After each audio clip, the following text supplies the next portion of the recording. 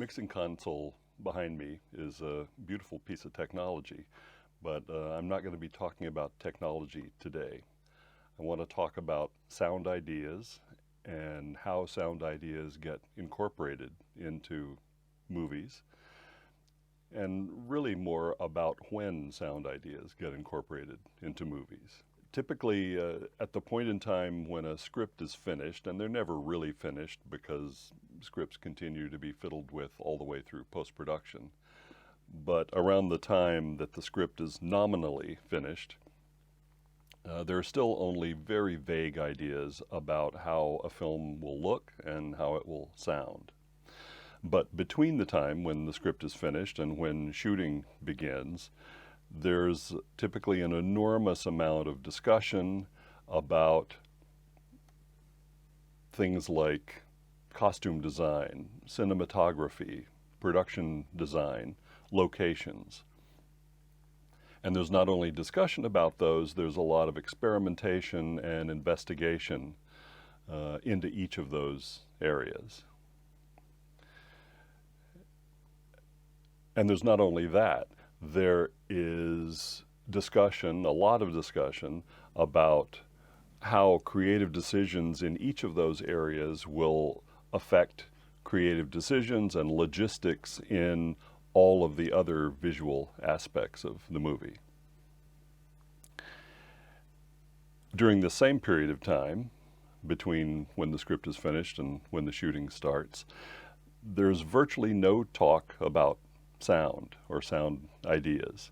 The prevailing idea is that film is a visual medium and that sound ideas can mostly wait until post-production. Unfortunately, what that means is that sound's not going to have any opportunity to influence any of the visual aspects of the movie. So whereas the camera department and the costume department, the art direction department, etc., are all kind of collaborating like mad early on and figuring out what each is going to do to adjust to what all the others are doing. That's collaboration. The sound department is kind of left out to dry, not being able to collaborate at all. And that seems crazy to me, but it's been going on like that for about 100 years. But there's one, what I think is a fantastic exception to this general trend, and that's a film that was made in 1968, directed by Sergio Leone, called Once Upon a Time in the West. And especially the first 10 minutes of that film are clearly designed with sound in mind, and sound clearly informs nearly everything about the way those images are shot. So how did that happen? How did this great exception happen in the middle of all this kind of ignoring of sound? Well, it has a lot to do with music. Sergio Leone liked sometimes to have his composer, Ennio Morricone, write and record an entire score for a film before they started shooting the film. And Leone liked that because he wanted to be able to play the music on the set to inspire the actors and get the whole crew in the right kind of mood for each scene. And it really did apparently inform just about everything that happened on the set. And they did exactly that for Once Upon a Time in the West. The problem was that neither Leone nor Morricone were very happy with that first music cue, the one that occupied approximately the first 10 minutes of the film. And they were getting slowly panicked about it because the time was quickly approaching when they were going to have to shoot the movie, and Leone really wanted to have that music to play on the set. So Morricone had an idea that he got from going to a certain kind of concert, and I'll read to you what Morricone had to say about that later. Morricone recalls, "There was something very important that I'd told Sergio. I'd been to a concert in Florence where a man came onto the stage and began, in complete silence, to take a step ladder and make it creak and squeak, which went on like this for several minutes, and the audience had no idea what it was supposed to mean. But in the silence, the squeaking of this stepladder became something else. And the philosophical argument behind the experiment was that a sound, any sound at all from everyday life, isolated from its context and isolated by silence, becomes something different that is not part of its real nature." I think what he meant by this was that it became music, essentially. I recounted this experience to Sergio, who already had these things in his blood, and he made those extraordinary first 10 minutes of Once Upon a Time in the West from that idea. When the film was eventually screened with a finished mix, with pretty much the only sounds in the first 10 minutes being sound effects, Morricone was quoted as saying, "You know, I think this is the best music I've ever composed." I'm not sure if that was true, and he composed a lot of great music after that, but Morricone obviously had a huge influence on that sequence. It's clear that Leone made decisions about what to shoot based on the sound possibilities in those shots. And sound ideas, I think, determined to a great degree what the camera was pointed at in those first 10 minutes. I think it's clear that you would never shoot Woody Strode sitting under that water tower in the way that you did if Leone didn't have in mind the drip, drip, drip sounds. And I think it's clear that he wouldn't have shot the sequence with Jack Elam playing with the fly in his pistol if he wasn't imagining the sound of that fly. So what's the lesson? Is the lesson that if you take sound seriously and allow it to affect visual decisions, every film you do will be a masterpiece? No. But I do think that this 55-year-old film clip pointed toward new possibilities for sound in film that were never fully pursued. I think there's a vast unexplored territory out there in which sound can influence the visuals as much as visuals influence the sound. And I want to challenge each of you to explore that amazing space. Thank you.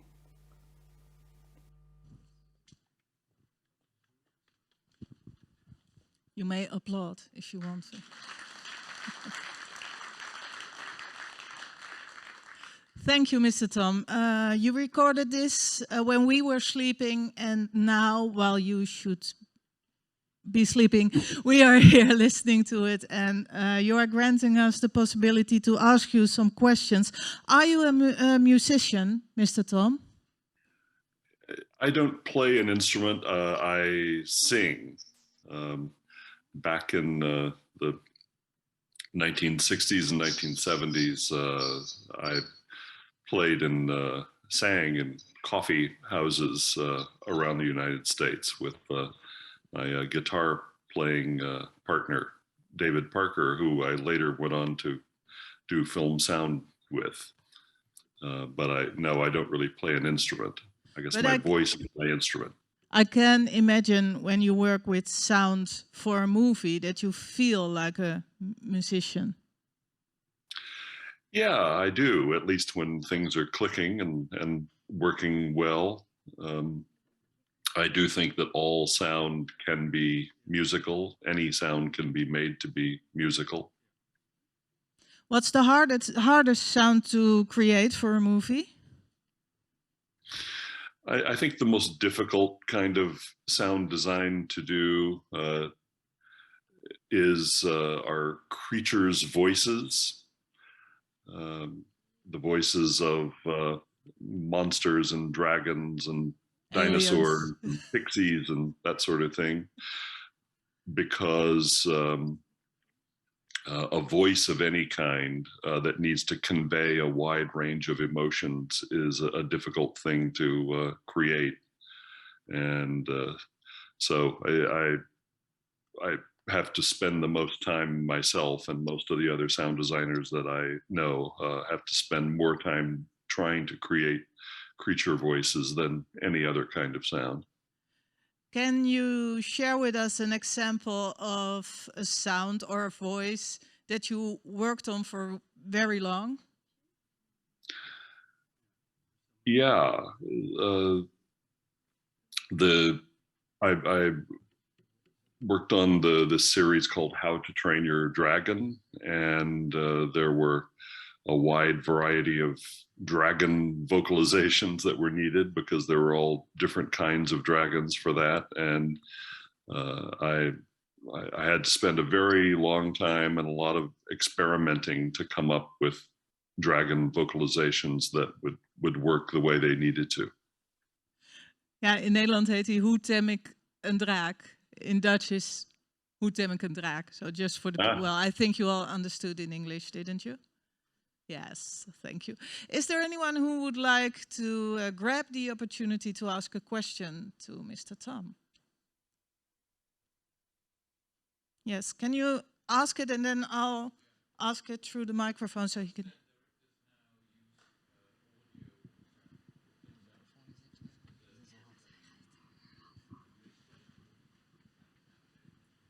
Are there still movie makers who use sound, excuse me, for storytelling, like we saw? Sure, I'm lucky to work with some of them.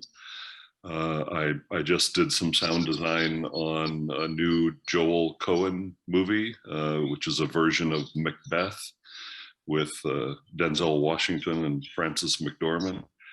And the Cohen brothers have always used all kinds of sounds in very musical ways. Alejandro Inarritu, who I was lucky to work with on The Revenant, is another filmmaker who uses sounds in a very imaginative way. Satisfied, yes. Is there anyone else?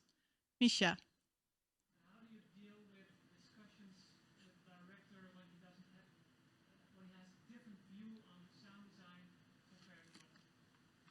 How do you deal with directors if you have a discussion about how the sound should sound? Do I say it? Yes. Well, you deal with every director differently. You know, every director is a different person, just like any person who you may meet or need to start a relationship with. And so you really have to treat each new director who you work with as a new person, and not assume that what you can do with that director or how you work with that director will be the same as the way you worked with the previous one. So I try to start every project with as few assumptions as I can about what the director will want and what kind of movie it is. And it just becomes a process of finding out together what the film needs in terms of sound and what can be done to make it work as well as possible. Are you a difficult person when you don't agree? No, I would say I'm not. I'm pretty, though I do, you know, get angry sometimes about sound not being taken seriously, but I almost never show my anger, I would say, and I just try to keep everything as positive as possible, when I'm working with anybody, because usually too much negativity doesn't help. You just grab one of your Academy Awards and show it to them when you don't agree. Oh, yeah. Yeah, so, well, I'm giving you the idea, maybe. Any questions? Oh, a lot of questions, Mr. Thom. You're not sleeping yet. Okay. And I wanted to say I'm so honored to have been invited to participate in the Sound Summit and Dutch Media Week. I wish I could have been there in person. That was the original plan, but the pandemic got in the way. But I do hope to join you in person sometime in the future. We keep you to that. I don't know if that's English, but we keep you to that. Okay. Yeah. Do you use... Oh, hello. If you work with sound, do you use authentic sounds or do you create them by computer? And if you use authentic sounds, do you have your own sound library? Must be enormous. And can we have it? I'm the director of sound design at Skywalker Sound in California, which is in Northern California in the San Francisco area, not near Los Angeles. And our sound library, I think, is up to 15 terabytes or something like that. We have several thousand recordings of wind and almost any conceivable sound. And so I'm very lucky to have access to all of those sounds. We try to record as many new sounds for each project as we can. And though I found that though I've recorded thousands and thousands of sounds in my career, I wind up using all of them in one way or another, though very often it's not for the film that I initially recorded them for. And when you go out into the field and make sound recordings, you always discover new sounds that you wouldn't have anticipated being there. Sometimes they're useful for the project you're working on at that point, and sometimes for a project you may work on years later. In terms of whether I use natural sounds or synthesized sounds, it depends completely on the project. Every film has a sound style, just like it has a visual style. And some films call for mostly very natural sounds, and some call for sounds that are more synthetic. Can you give us an example of a sound that doesn't sound like it sounds when it's used in movies? I think you know what I mean.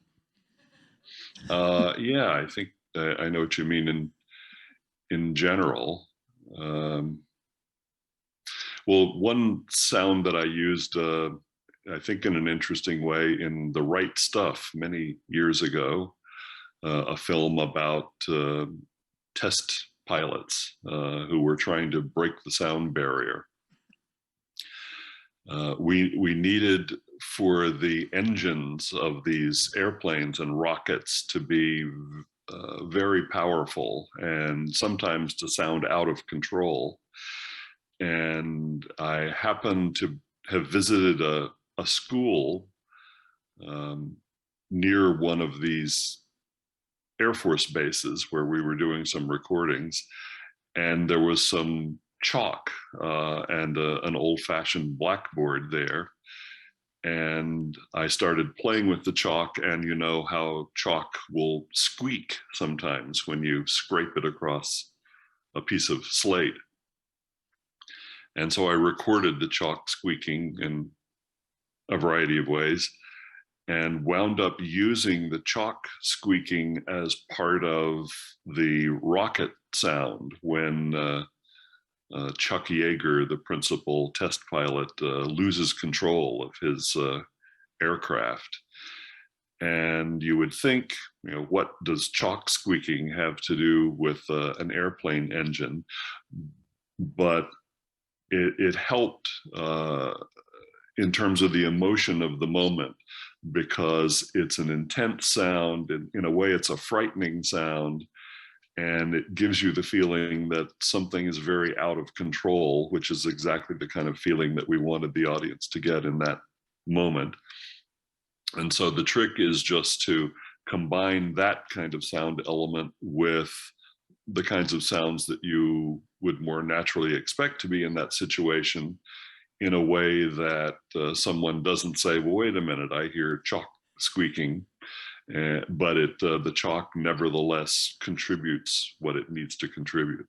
But we will hear chalk squeaking next time we watch the film. I hope so. We will. Yeah.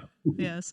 Is there anyone else with a question? Oh, there are a lot of questions. How many questions do we have time for? One more. Who has a really important, nice to know for everyone question? Not more questions, less, please. Oh, Jana's choosing for me. That's very nice. Hi, Randy. Thank you so much. I just wanted to, if you can give us a little bit idea about your work process when you get a script and you start thinking how you can build the sound world. Reading a script, what you focus on, how the whole process goes. Thank you so much.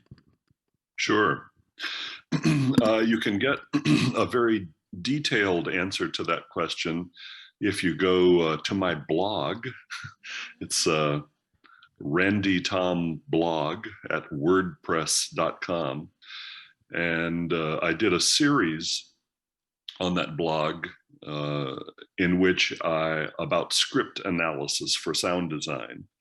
And so I go pretty deep into my process for analyzing a script and working with the director on a script, advising the director about the script in terms of sound. But I try to get involved in every project as early in the process as I can, ideally when the script is still being written, so that I can contribute sound ideas that might affect the way the film is shot, just as Sergio Leone did with Once Upon a Time in the West. And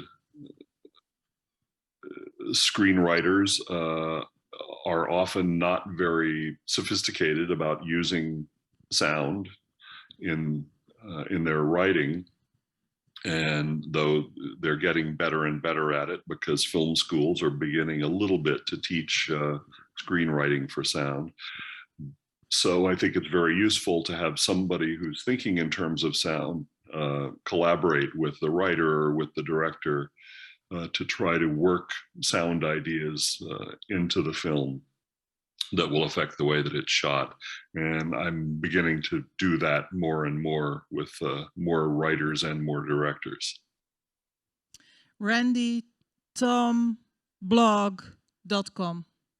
Randy Thom blog at wordpress.com. At wordpress.com. Yeah. Thank you very much.